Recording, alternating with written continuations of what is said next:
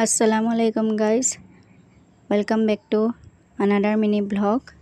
মই ৰাতিপুৱা উঠি লৈ পেলানি চাহ বাকি পেলানি আমি গোটেইকেইটাই খাই ল'লোঁ। তাৰপিছতে ল'ৰা ছোৱালী স্কুল আছে আজি, সেইবাবে মই ৰুটি কেইটামান বনালোঁ টিফিনত দিবলৈ। তাৰপিছতে আৰু ভাতো বনাইছোঁ, সিহঁতক ভাতটো খুৱাই পঠিয়াওঁ।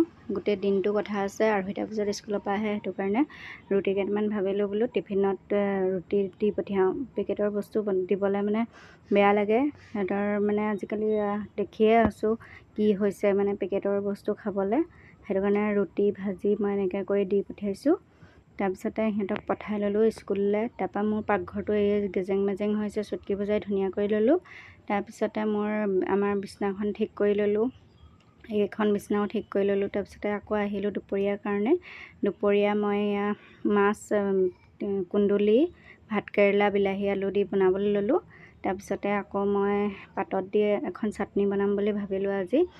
মোৰ মানুহজনে ভেকুৰী আনিছিলে, ভেকুৰী গুটি আৰু কণ বিলাহী আনিছিলে। নহৰু জলকীয়া দি পেলানি মই কলপাত এখন গেছত পুৰি ল'লোঁ। জুই নাই, সেইবাবে গেছতে মই পুৰি ল'লোঁ। তাৰপিছত পুৰি পেলানি তাক ফ'ল্ড কৰি ধুনীয়াকৈ মই কুকাৰ এটাতে মানে ইণ্ডাকশ্যনতে দি ল'লোঁ। এয়া ধুনীয়াকৈ চাটনিকণ হ'ল।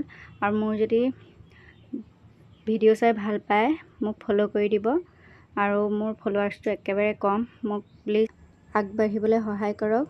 আজিলৈ বাই বাই।